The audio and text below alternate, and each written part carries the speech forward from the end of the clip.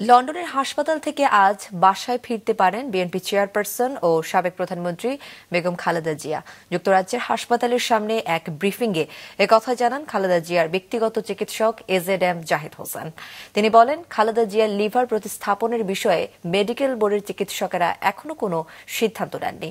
তার বয়স ও স্বাস্থ্যের উপর বিবেচনা করে পরবর্তী সিদ্ধান্ত নেওয়া হবে।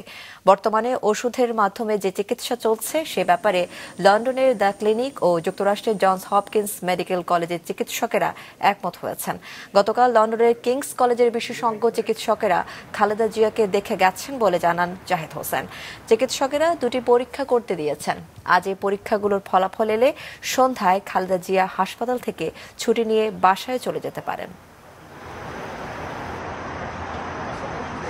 ওষুধের মাধ্যমেই ওনার বিভিন্ন রোগের যে চিকিৎসা চলছে সেটা অব্যাহত রাখার জন্য এখন পর্যন্ত এখানকার বিশেষজ্ঞ চিকিৎসকরা এবং জন হপকিন্সের চিকিৎসকরা সহ সবাই মোটামুটি একমত এবং সে অনুযায়ী চিকিৎসা চলবে। এবং এই চিকিৎসা চলা অবস্থায় ওনার শারীরিক অবস্থার উপর ভিত্তি করেই পরবর্তীতে এবং যে সকল পরীক্ষার রিপোর্টগুলো এখনও আসে নাই সেগুলো আসার সাপেক্ষে কয়েকদিনের মধ্যে হয়তো চলে আসবে।